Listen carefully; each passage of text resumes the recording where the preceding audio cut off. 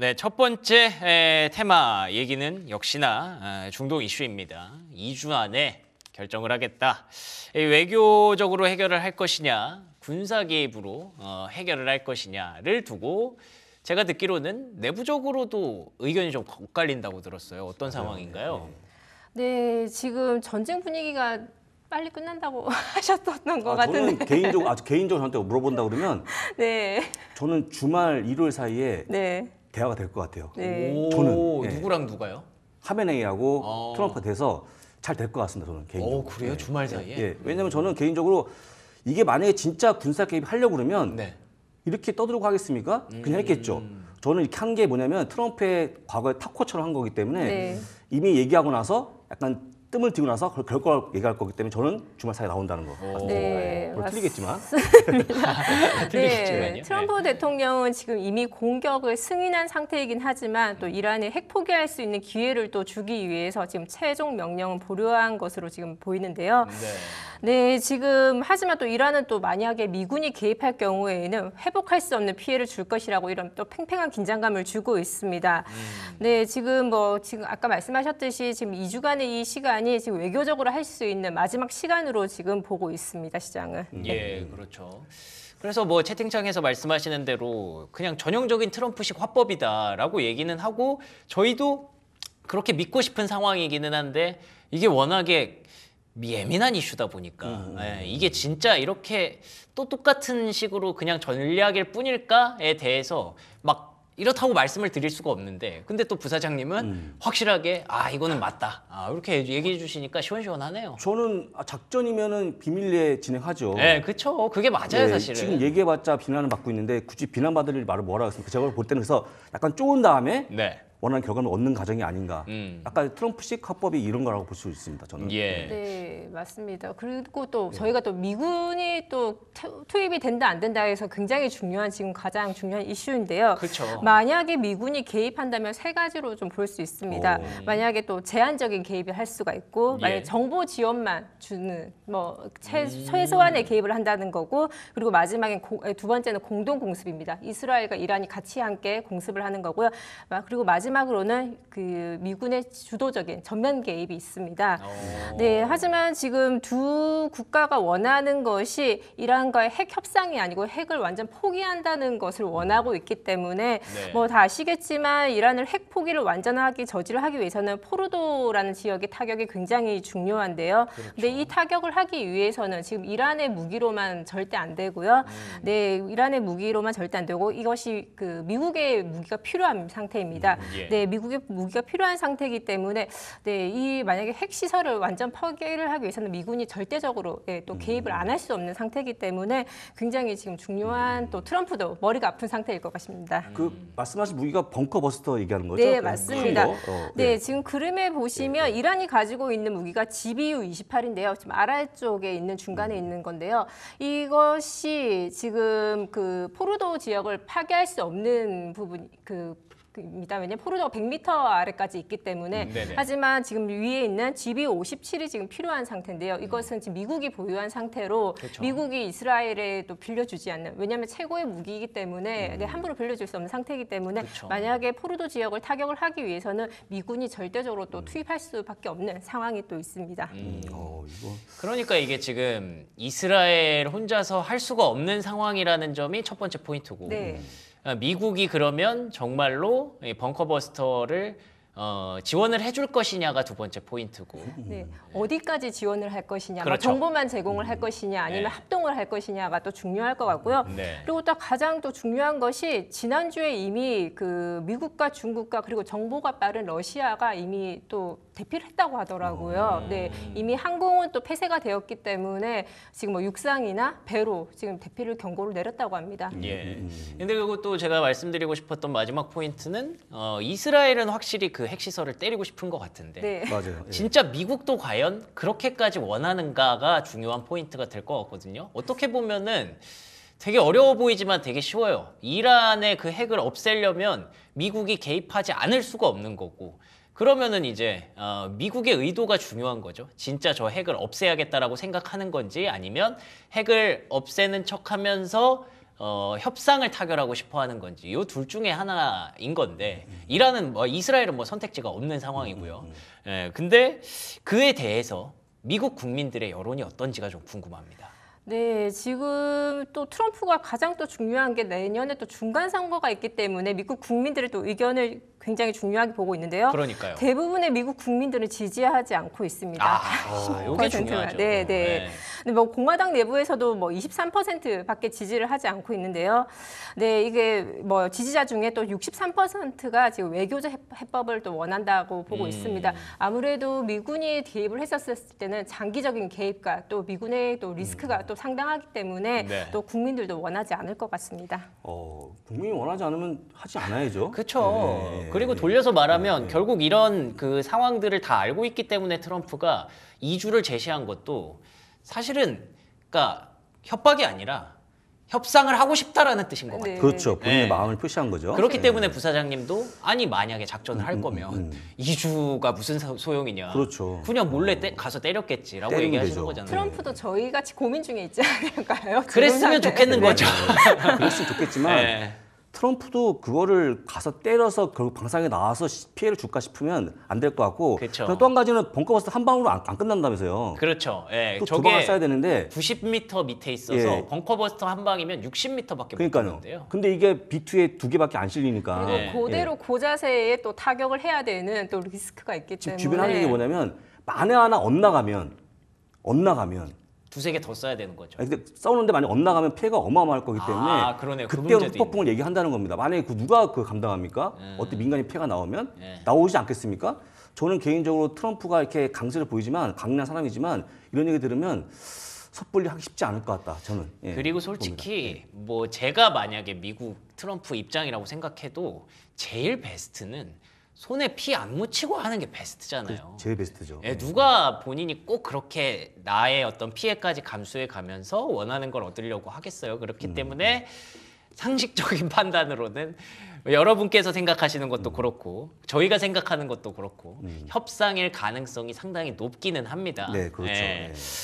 그래서 미국 국민들의 여론을 봐도 뭐 중간 선거 이런 것까지 고려해도 그게 맞는 것 같은데 아직까지 이게 확실합니다. 100%입니다. 딱 도장을 찍을 수는 없으니 일단은 계속 안고 가야 할 그런 변동성이 아닌가 싶고요. 만약에 뭐 우리가 이거에 대해서 판단이 좀 어렵다라고 하시는 분들이 꼭 봐야 되는 게 있다면 개인적으로는 유가가 아닐까 싶은데 그 유가의 어떤 임계점? 이거 어떻게 봐야 될까요? 전 WTI 80달러? 80달러? 보고 있는데 아마 못 가겠죠. 못 갈 걸로 보이고 쉽게 얘기하면 지금 이제 기름 관련해서는 우리 오펙 플러스 오펙 회원들이 과연 기름을 만약에 값이 올라가면 가만히 둘까? 또 팔지 않겠습니까? 그렇죠. 저는 그래서 별로 영향이 없고 하여간 80이 넘어가면 위험하지만 뭐 그 이하 상관없다라고 말씀을 드립니다. 그러니까 결국 돌고 돌아서 미국 증시 투자자분들이 걱정하는 건 뭐 중동에서 전쟁이 나냐 안 나냐 이 부분도 중요하지만 뭐 핵이 없어지냐 어떻게 되느냐 중요하지만 유가가 급등을 해서 애써 트럼프 대통령이 잡으려고 했던 물가에 변수가 생기면 우리가 주식 투자하는 방향성 자체가 달라질 수 있는 거잖아요. 좀 한 번 더 쉽게 말씀을 드리면 만에 하나 개입한다. 개입하면 시장 뭐 다 그냥 끝이에요, 끝. 이게 우리가 얘기하는 게 아무 의미가 없어요. 의미가 없고 다 닫아야 되고. 도망가야 돼요.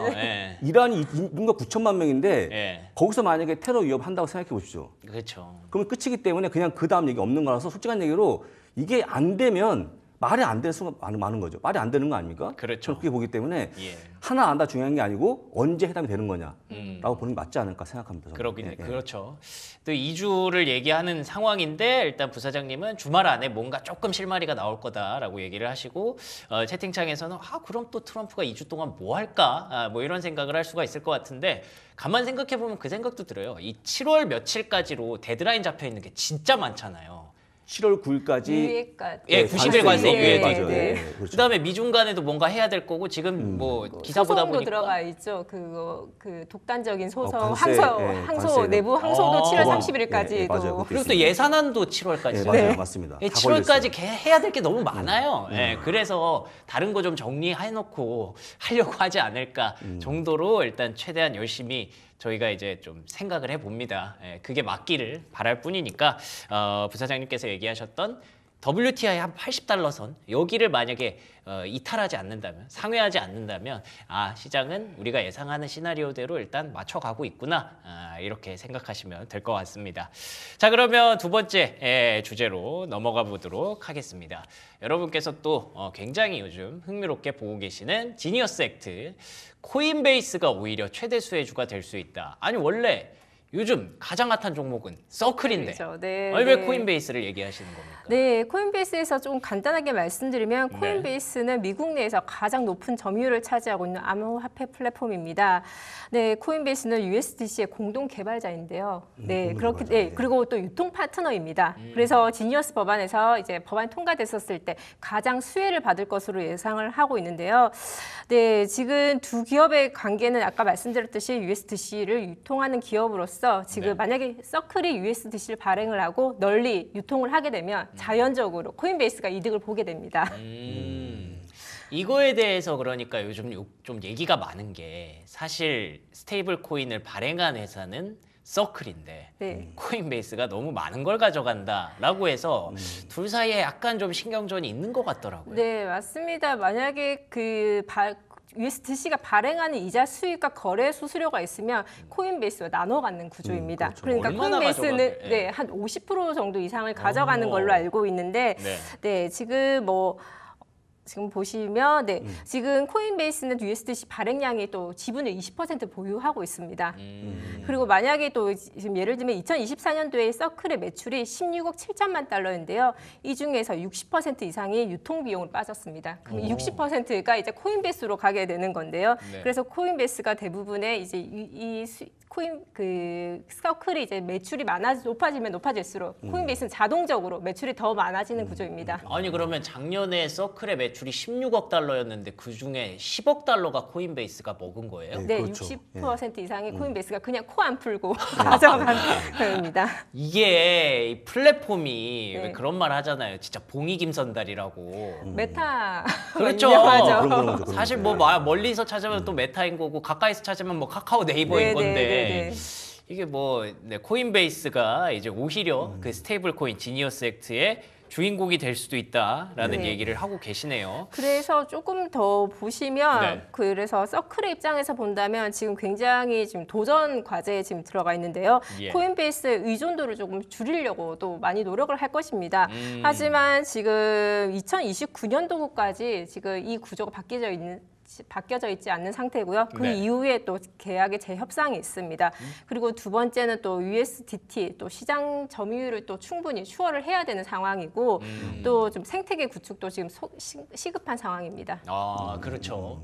그러니까 지금은 사실 뭐 그렇게까지 서클이 문제를 삼지는 않을 수도 있을 것 같아요. 왜냐하면 이제 막 출발하는 시점이기 때문에 뭐 일단은 계약이 그렇게 되어 있으니까. 근데 갑자기 지금 시장의 관심이 급격하게 늘어났잖아요. 그래서 뭐 서클 상장하고 나서 주가도 뭐 한 7배가 뛴 상황이고 7배, 그렇죠. 이러다 보니까 이제 생각보다 우리가 생각하는 그 아쉬운 지점이 빨리 올 수도 있겠는데 싶을 것 같아요. 처음에는 막 이렇게 인기가 올랐다가 이제 사람들이 가지고 되면 이제 파괴되니까 이제 공부를 하게 되니까 그 업종에 대해서 공부를 하게 되니까 결국에는 코인베이스다라는 생각이 들고요. 그리고 지금 뭐 유통비 부담이 커질수록 또 코인베이스가 오히려 더 혜택을 보기 때문에 조금 더 장기적으로 코인베이스를 가지고 그 서클보다는 또 관심을 가지시면 또 좋을 것 같고요. 그리고 또 금리 하락 또 있을 수도 있고 또 규제 완화 뭐 이런 경쟁이 또 워낙 심하기 때문에 지금 서클에서 풀어야 될 도전 과제가 지금 한두 가지가 아닙니다.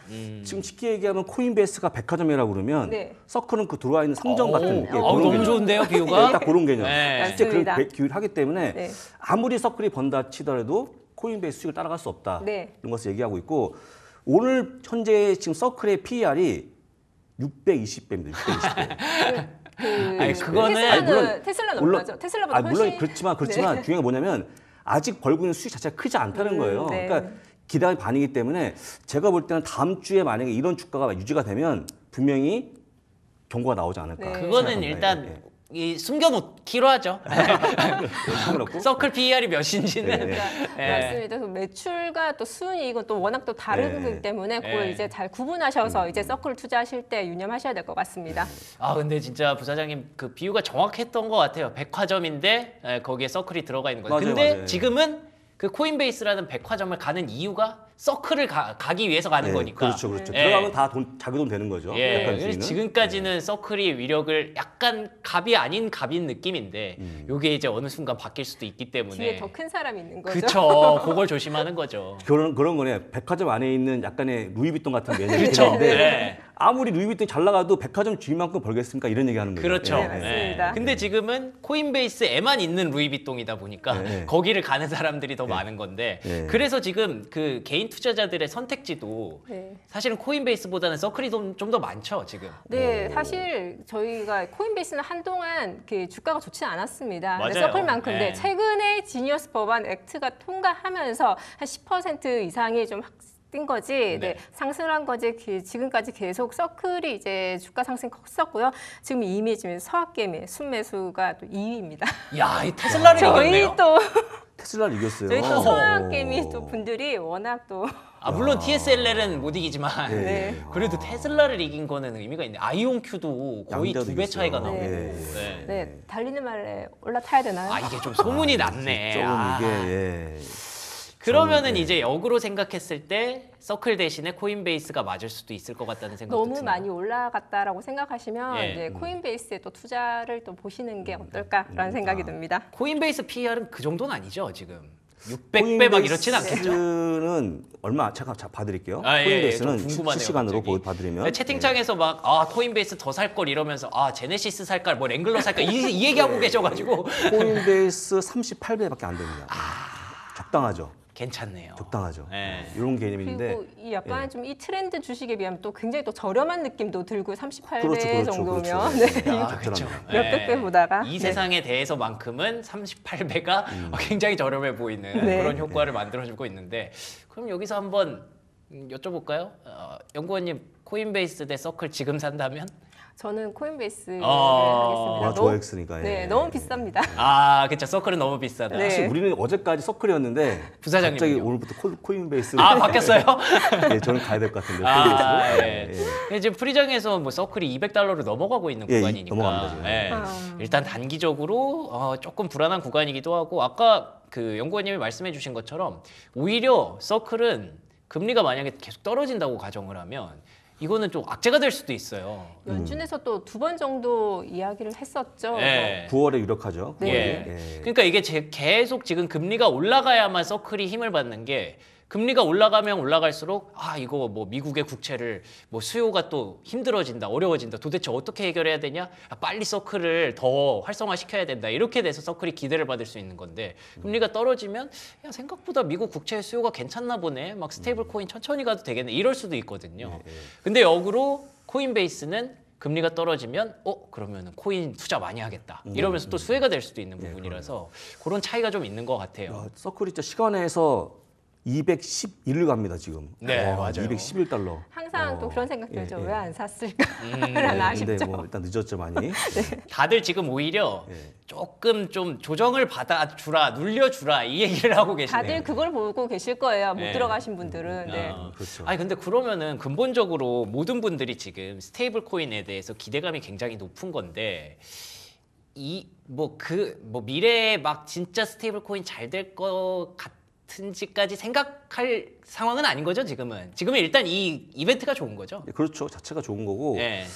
근데 이게 이제 그 좋아지는 게 아시겠지만 그 스캇 베스트마저 이제 국채 매입을 늘리는 게 좋아하기 때문에 그쵸. 아마 그런 뒷배가 있는 게 좀 힘은 좀 받겠죠. 있는 것 같아요. 그런 거. 예. 그에 대한 기대감으로 여러분들께서 지금 다 열광을 하고 있는 그런 상황인데 버블은 뭐 나중에 지나고 나야 이게 버블이었구나 하는 거니까 지금은 뭐 버블이더라도 좀 즐길 그런 타이밍이 아닌가 싶습니다. 자 그러면 세 번째 이슈로 넘어가 보도록 하겠습니다. 오픈 AI와 마이크로소프트 여기가 사실 최근에 어떻게 네. 보면은 서클과 코인베이스에 약간 좀 완전판, 확장판이라고 해야 될까요? 네, 네, 여긴 맞습니다. 진짜 약간 싸우고 있는 것 같은 그런 네, 느낌이더라고요. 지금 사실 저는 이 두 기업이 약간 아슬아슬했었는데 또 이번 주는 맞아요. 계속 이 두 기업의 이야기가 또 지속적으로 있었습니다. 네. 지금 오픈 AI와 마이크로소프트가 전략적 파트너에서 이제 경쟁자로 이제 돌아설 모양새인 것 같은데요. 지금 오픈 AI는 소프트뱅크 주도의 스타게이트 프로젝트를 참여하고 투자를 받기 위해서는 공익으로 법인을 전환을 해야 되는 상황입니다. 하지만 그 걸림돌에 이제 마이크로소프트가 있는데요. 네, 마이크로소프트는 오픈 AI에 2023, 한 3, 4년 전부터 130억 달러 투자를 받았습니다. 하지만 이것이 대부분 투자를 하게 되면 지분을 받기 마련인데 예. 오픈 AI가 마이크로소프트 같은 경우에는 미래 수익을 확보하는 그런 구조로 되어 있습니다. 잘했네. 네, 마이크로소프트가. 그렇죠. 마이크로소프트가 머리가 너 돈 벌면 앞으로는 지분 필요 없다. 네. 네, 돈 벌면 그것만 네. 줘라. 아무래도 그때 오픈 AI의 미래성을 보고 이제 지분보다는 이제 수익이 어마어마한 상태가 그쵸. 올 것이라고 계산을 하고 이제 그런 식으로 계산을 한 것 같은데요. 네. 하지만 오픈 AI가 공익으로 법인을 전환을 하면 이제 마이크로소프트의 투자 수익과 구조와 영향력이 지금 불확실성이 커지고 있습니다. 그리고 또 최근에 오픈 AI 같은 경우에는 워낙 독자적으로 활동을 많이 하고 있죠. 그렇죠. 오라클이나 또 국가 계약도 많이 하고 있기 때문에 지금 마이크로소프트의 또 점유율이 계속 흩어지고 있기 때문에 좀 이런 부분에서 여러 가지 혼재되어 있는 갈등이 있습니다. 채팅창에서는 샘 올트먼의 난이 시작됐다라는 표현을 하시는데 부사장님 어떻게 보십니까? 이거는 간단한데요. 간단한데 이 두 분이 만나갖고 다시 계약을 해야 됩니다. 쉐어를 네. 해야지 끝나기 때문에 이거 여러분들 수익은 아무도 못 건드거든요. 그렇죠. 만나서 해결하는 방법이 없다고 말씀도 드리고 네. 안 만나면 갈등이 또 길어진다. 음. 라고 다시 한번 주의드리고요. 만났으면 근데 사실 좋겠습니다. 이게 계약 관계가 이미 정해져 있는 상황에서 갈등을 한다고 해도 뭐 마이크로소프트가 손해 보는 건 없지 않습니까? 네, 어쨌든 그 주도권일 것 같아요. 그쵸. 클라우드 주도권을 네. 오라클도 지금 많이 발이 당겨져 있는 상태인 거고 지금 여러 기업들이 워낙 많이 그 클라우드에 대한 주도권을 많이 가지고 있기 때문에 결국에는 마이크로소프트가 그 주도권을 양보해야 되는 상황까지 올 수가 있기 때문에 지금 좀 협상이 쉽지 않을 것으로 보고 있습니다. 어떻게 보면 갑질이 아니라 을질이네, 을질. 오픈 AI가 뭔가 그리고 아마 그거에 가장 크게 기여한 게 스타게이트 건이 아닌가 싶기도 그쵸. 하고 네. 또 한 가지가 윈드서프라고 하는 스타트업도 네. 같이 묶여 있는데 네. 아마 이제 샘 알트만의 그 야망을 잠재우지 못할 겁니다. 그래서 빨리 만나갖고 다시 수익 배분해라. 네, 아무래도 샘 알트만이 이제 오픈 AI한테 속해져 있는 것을 조금 이제 낮추고 싶은 그 전략적인 것도 있을 것 같아요. 뭐 대형 계약 여러 공급망을 또 다양화하고 싶은 그래서 마이크로소프트에 또 힘을 좀 빠지게 하는 그런 전략적인 것도 있지 않았나라는 생각이 듭니다. 굉장히 또 야망가인 것 같아요, 샘. 근데 제가 이 얘기를 뭐 이번 주에 계속 들으면서 그래서 마이크로소프트 주가가 좀 타격을 받나 하고 봤더니 좀 뭐 전혀 그런 느낌이 없더라고요. 견조하더라고요. 네, 네. 지금까지는 견조하죠? 네. 네. 견조하고 지금 아마 사채가 근처에 있을걸요? 네, 맞아요. 예. 계속 올라가고 있습니다. 우상향 추세 계속 그려가면서. 네. 지금 맞아 사채가 기록하고 있죠. 그러니까 네. 주가 상관이 없고 이게 그 실적에 영향이 있을 것만한 그런 큰 문제는 아닌 것 같고 약간의 갈등이기 때문에 아마 실적 문제 없다고 보시면 되겠죠. 그렇군요. 어쨌든 그래도 최근에 오픈 AI 또 덕에 또 올라간 부분이 없지 않아 있기 때문에 네, 뭐 단기적으로는 영향이 있지만 뭐 이제 마이크로소프트니까 네, 장기적으로는 크게 영향이 있을까 싶습니다. 야, 그렇군요. 네. 만약에 뭐 물론 당연히 둘이 같이 가는 그림이라면 정말 아름답고 행복하겠지만 만약에 오픈 AI가 진짜 좀 크게 일을 만들어서 마이크로소프트를 계속 벗어나려고 한다고 해도 마이크로소프트가 지금 갖고 있는 어떤 패러다임의 주도권이라든지 이런 것들이 완전히 훼손될까에 대해서는 그런 정도는 아닐 것이다. 의견 주셨기 때문에 우리가 오픈 AI 지금 투자할 수는 없으니까 마이크로소프트 관점에서만 좀 말씀을 드렸고 만약에 오픈 AI가 계속 머리가 커지고 언젠가 상장을 하게 된다면 뭐 모두가 나 하나라도 갖고 싶어서 다들 달려들 테니까 그날이 언제 올지만 한번 기다려 보도록 하겠습니다. 자, 네 번째 키워드 이슈로 넘어가 보도록 하겠습니다. 글로벌 중앙은행들이 금보유량을 사상 최고치까지 확대했다. 저희가 계속 금을 이야기를 하다가 한동안 또 금 이야기를 안 했었는데요. 그쵸, 다른 얘기가 너무 정신이 없어서. 네, 근데 뭐 중앙은행에서는 이제 꾸준하게 또 금을 또 계속 매입을 하고 있더라고요. 그래서 설문조사가 있었습니다. 향후 1년 동안 금을 더 늘릴 것이냐라는 물음이 있었는데요. 네. 거기에 대한 답변이 43%, 약 거의 뭐 50% 좀 안 되지만 더 늘릴 것이라고 이야기를 했습니다. 그러네요. 그런데 반면에 감소할 것이다, 팔 것이다는 0%였습니다. 오, 저 0%가 진짜 의미가 있네요. 네, 네, 그렇습니다. 중앙은행들은 2022년 말 이후 3년 동안 연속으로 지금 1,000톤 이상의 금을 또 순매수를 하고 있습니다. 그리고 15년 동안도 꾸준하게 또 매수를 했고요. 하지만 지금 이 금에 대한 본격적인 매수는 그 러시아와 우크라이나 침공 이후에 또 외환 보유국이 동결되면서 이제 꾸준하게 매수를 하게 된대요. 예. 지금 올해에는 트럼프 관세로 때문에 또 매수를 또 본격적으로 하고 있습니다.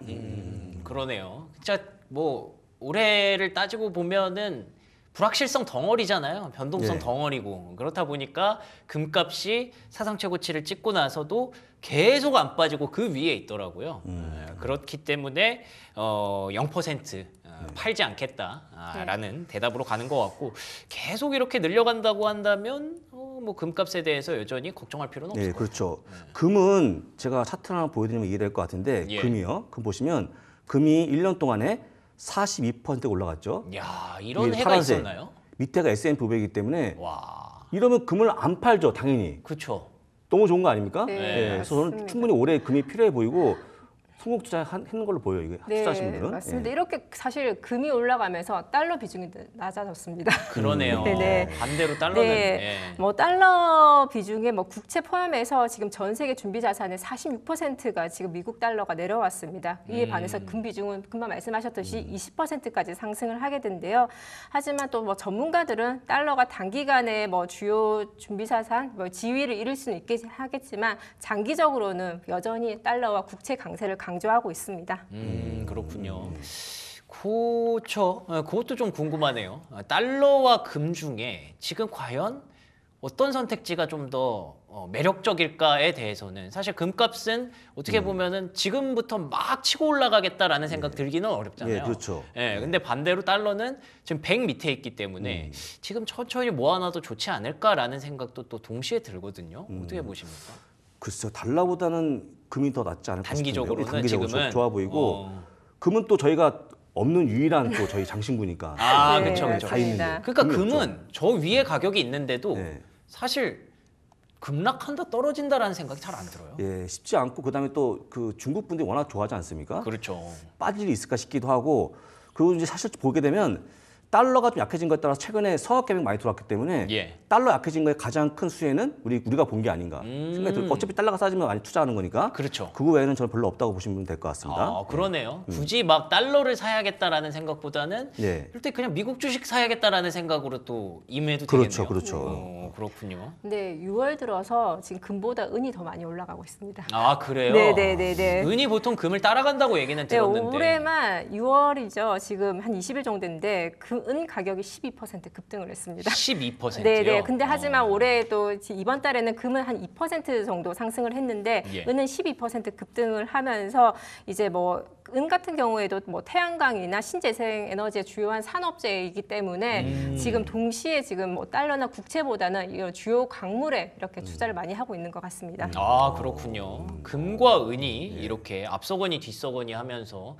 광물 랠리를 이끌고 있다라는 얘기 진짜 오랜만에 듣네요. 네. 이 외에 혹시 뭐 따라가고 있는 뭐 상품들이나 뭐 그런 것들 좀 더 있나요? 네, 뭐 지금 아까 뭐 금방 말씀드렸듯이 올해 금만 27% 올랐고요. 네. 뭐 비트코인 다음 달리고 있습니다. 코인. 코인도 네. 있고 결국에는 지금 채팅창에서도 그 유동성 얘기를 하시는데 M2 유동성이 늘어나면 뭐 금이랑 코인이랑 은은 뭐 크게 걱정할 일이 아니다라고 얘기를 해주시네요. 네. 내년까지는 뭐 계속 유동성이 늘어날 가능성이 있고 말씀하시는 대로 그리고 또 파월 의장도 뭐 올해 연내는 아니더라도 예. 최소한 내년 초에는 한 번 정도는 한 번 이상은 내려주지 않겠습니까? 그렇죠. 한 번 내리겠죠. 예. 한 번이니까 저는. 예. 근데 아까 표를 보니까 네. 금이 1등이고 그다음에 비트코인, 그다음에 이머징 마켓이네요. 네. 아, 이머징이에요. 이머징 마켓입니다. 한국도 여기 포함된 거 네, 아니겠습니까? 맞습니다. 그렇죠. 네, 너무 좋을 것 같은데요, 지금. 네, 그리고 뭐 엔도 많이 엔도 있고, 올라갔고요. 시스템도 네. 있고, 이러네요. 예. 달러 빼고 다 올랐네요. 네, 유가랑 달러 예, 빼고 다 제가 안 올랐습니다. 좋아가지고 있죠. 아, 예. 그렇군요. 오히려 이걸 역으로 기회로 우리는 생각하도록 예, 예, 하죠. 그렇죠. 예, 맞습니다. 이렇게 뭐 유가도 갑자기 언제 이렇게 올라올 줄 알았습니까? 예, 달러도 언제 어떻게 될지 모르기 때문에 이럴 때 미국 주식 잘 쟁여 두셨다가 달러 올라가면 또 그때 또 수익 실현하시고 뭐 이렇게 하시면 좋을 것 같습니다. 자, 그러면 마지막 이슈 키워드는요. 관세 리스크에 하락했던 종목들입니다. 인페이지 네. 에너지와 브라운 포맨. 네. 이런 종목들이 뭐 어떤 공통점이 있을까요? 네, 관세 리스크를 그대로 타격을 받은 건데요. 첫 번째로 엔페이스 에너지입니다. 이번 주에 사실 가장 또 뜨거웠던 것이 이제 이 태양광 에너지 보조금을 삭제한다라는 의견이 있었는데요. 네, 트럼프 대통령의 감세 법안이죠, 빅 뷰티풀 빌에서 이제 태양광 세금 공제 폐지안이 내용이 공개되면서 이번 주에 관련주가 급락을 했습니다. 이때 보시면 엔페이지 에너지 같은 경우에는 그 법안이 공개되고 난 뒤에 27% 하루 만에 하락을 했고요. 퍼스트 솔라도 20% 하락을 하고 썬런은 42%나 하락을 했습니다. 맞아요. 네, 이것이 지금 최종 확정된 것이 아니고 상원의 법안에 공개된 건데요. 지금 상원과 하원의 의견 조율이 있습니다. 상원 같은 경우에는 2026년도까지는 세액 에너지를 60% 축소를 하고 2028년도에는 완전히 폐지하는 단계적으로 폐지를 하고 유연성을 좀 가지고 있는 반면에 하원 같은 경우에는 60일 이내 착공한 기업들한테는 지원을 하고 그 이후에는 착공한 기업들한테는 아예 그 보조금을 폐지하자 이런 의견들이 차이가 있기 때문에 의견들의 차이는 있지만 무조건 감세한다라는 그 내용은 함께하고 있는 것 같습니다. 네, 그러니까 감세를 하려면 어쩔 수 없죠. 미국 입장에서는 쓰던 돈, 나가던 돈, 지출을 좀 줄여야 됩니다. 세금을 깎아주면 수입이 줄어드는 건데 지출을 줄이려면 어디서 줄일까라는 생각을 하다가 결국에는 트럼프 대통령이 야 이거 신재생에 보조금을 왜 주냐라고 태클을 걸면서 이게 계속 이어져 왔던 건데 신재생 에너지 입장에서도 막 그리고 또 M7 기업들, 빅테크 기업들이랑 뭔가 좀 항의를 했다고 들었어요. 아니 우리 지금 AI 하려면 뭐 단순히 원전 활용 말고도 신재생도 필요하다라고 어필을 했던 것 같은데 그게 들어지지 않았고 결국에는 이렇게 보조금 삭제로 가는 것 같습니다. 아무래도 태양광이나 풍력은 지금 투자 심리가 좀 많이 안 좋아져 있는 것 같아요. 너무 안 좋아졌는데 네. 개인적으로 태양광 에너지 관련계에 투자한 게 잘못된 겁니까? 이제 먼 미래에는 청정 반드시 에너지를 필요하죠. 필요한 건데 근데 주가를 너무 심해갖고 보고 있는 ETF 보시게 되면 ETF TAN 탄인데 마음이 탔죠. 보시면 지금 주가가 너무 심하죠. ETF는 불구하고 어떻게 이렇게 고르게 내려갈 수가 있죠? 이렇게 쭉 2년 동안 내려왔기 때문에 지금 방법이 없고 솔직한 얘기로 지금처럼 이렇게 어려울 때 태양광을 보고 장기 투자를 할 수 있는 조언이 지금 필요한가 싶죠. 너무 안타깝죠. 이 투자가 SMR 쪽으로 간 거. 그렇죠. 그런 거 아니에요? 간 거기 때문에 네. 사실 이렇게 투자하신 분들은 잘못 투자한 게 아닌데 너무 하락폭이 너무 크다. 네. 너무 안타깝죠, 이거 종목은. 어쩔 수 없죠. 뭐 정책의 어떤 색깔이 달라진 거고 요거에 대해서 어쨌든 수능을 좀 해야 되는 그런 분위기고 이 외에 또 그러면 브라운 포맨? 요 종목은 어떤 종목인가요? 브라운 포맨은 저희가 이름만 들으면 잘 모르긴 하겠지만 이게 네. 잭 다니엘을 만드는 회사입니다. 잭 다니엘. 우리 저희 소실장 어렸을 때, 달달하니 좋죠. 네, 뭐, 어렸을 때는 했죠? 아니고, 네. 어렸을 때부터 드셨어요. 어렸을 때는 언제부터 아니고 드셨길래. 지금보다. 네. 그래서 저희가 잭 다니엘이나 위스키를 만드는 회사인데요. 예. 지금 이 회사 같은 경우가 이번 실적 발표하면서 연간 영업이익이 22% 감소하면서 주가가 11년 만에 최저치로 하락을 했었습니다. 아니 왜죠? 요즘 뭐 사람들이 술을 덜 먹나요? 그렇죠. 관세 영향도 있고요. 유럽이나 멕시코 관세 영향도 있고요. 그리고 좀 트렌드 변화입니다. 요즘 젊으신 분들이 이제 강한 술을 마시기보다는 무알콜이나 맥주나 단백질 음료 워낙 요즘 웰니스가 잘 나가다 보니 여러 가지 혼합적인 상황으로 지금 브라운 포맨이 지금 계속 지속적으로 주가가 내려가고 있습니다. 그래요. 젊으신 분들이 이걸 안 드신다는 거죠, 이런 센 술을? 저는 막 공감이 안 되는데 이게 진짠가? 이게 들어보니까는 이런 걸 먹으면 살이 찐다던데요? 혹시 맞습니까? 네, 그러신 것 같은데. 하여간. 이게 사실은 약간 뭐 그 자체로도 살찌는 것도 있고 왜냐하면 당분이나 이런 게 많이 들어가 있기 때문에. 네. 그렇죠. 안주 먹어 살찌는 것 같아. 그리고 이게 취하면 사실 참고 있던 사람들은 여기서 이제 정신이 나가버리면 막 주워 먹게 되거든요. 예, 네, 그렇죠. 그게 또 문제가 맞아요. 되기는 하죠. 그리고 또 반면에 전체적으로 좀 세계 글로벌 트렌드가 좀 웰니스 건강 쪽으로 워낙 신경을 쓰이다 보니까 맞아요. 네, 뭐 러닝이나 운동이나 약간 단백질 음료 이쪽으로 방향이 많이 바뀐 것 같더라고요. 아 근데 아무리 그래도 지금 채팅창에 말씀하시는 것처럼 아 이거 딱 잭다니엘에다가 탄산수 섞어서 오늘 같은 날은 맛있죠. 하이볼 한 잔 딱 해줘야 되는 그런 맞습니다. 날인데. 아, 제콕 있지 유명한 예, 제콕 제콕도 유명한데 있고. 네. 한 가지 좀 표를 보여드리면 현재 보고 있는 매출인데요. 네. 약간 내려오고 있는 모습인데 이 내려온 게 이유가 뭐냐면요. 바로 요건데 가리키면 데킬라. 아. 요 데킬라인데 데킬라가 줄어갖고 지금 시청이 안 좋아진 건 데킬라를 안 드신다는데 데킬라가 도대체 이렇게 좀 먹고 쓴 아주 독한 술 아닙니까? 독하죠, 한 번에, 독하죠. 이렇게 네. 소금 먹는 거? 아, 예, 그쵸. 이거를 안 드신다는 그러게요. 게 이해가 안 데킬라. 되네. 예, 이해가 안 상당히 되지만 맛있는데. 이게 많이 안 팔린답니다 지금. 예. 사실 저희가 요즘 주말에 나가더라도 이태원이나 이런 데 나가더라도 많이 사람들이 옛날만큼 없어졌어요. 오, 그래요? 네, 안 오, 나오시는 잘 몰라요. 아. 주말에 이태원은 나가본 적이 아까 없어서. 얘기했던 우리 정의연구원의 잘 모르겠네요. 빨라된 분이 없다는 거죠? 네네 많이 예. 아 지금 채팅창에 주당 선경이라고. 네 예. 맞습니다. 언제 한번 아 맞다고요? 예. 네 그렇게 돼서 지금 이제 이게 금방 이게 좀 이유가 되는 게 지금 잭다니엘 같은 경우에는 지금 글로벌 뭐 미국뿐 아니라 멕시코 글로벌 전체적으로 지금 감소하고 있는 추세입니다. 아 그렇구나. 지금 또 이런 얘기도 있네요. 관세 때문에 캐나다에서는 미국 술을 아예 안 팔아요라고 네. 하시는 네, 분도 그렇죠. 있고. 네. 예. 근데 웃을 일이 아닌 게 차트를 보니까요. 현재 주가가 14년 전으로 돌아간 모습 보여줘갖고 예, 그 주가가 정도예요? 어마어마한 와, 월봉인데요. 심각하네. 이게 월봉인데 예. 너무나 말을 많이 한 그런 어. 모습 보이지 않습니까? 네. 근데 혹시 저희가 이렇게 말씀을 드리면 혹시라도 오해하실까봐 이런 종목이 이제 낙폭과대 뭐 이래서 이제 안 기회가 되죠. 되면 그런 거 아니잖아요. 미국 주식은 아니죠, 항상 아닙니다. 말씀드리지만. 아닙니다. 네, 예. 그 실적 발표 때 CEO도 말했습니다. 이번 실적 계산이 쉽게 되지는 않을 것이고 아이고. 2026년도에도 네, 추가 하락이 있을 수도 있다라고 이야기를 했습니다. 네. 이야 알겠습니다. 항상 말씀해 주시는 부분인데 미국 증식은 가는 종목 사야 됩니다. 예, 지금 내려가는 종목 떨어지는 칼날을 잡으면 굉장히 위험하다는 거. CEO까지 이렇게 얘기를 하는데 굳이 우리가 관심 가질 필요는 없겠죠. 오히려 더 주의하자라는 관점에서 저희가 이렇게 키워드로 한번 준비를 해봤습니다. 자 그러면 저희는 바로 맛있는 미국 주식 찾으러 다녀오겠습니다. 잠깐! 구독, 좋아요 눌러주셨나요? 만약 아직까지 누르시지 않았다면 지금 당장 눌러주세요.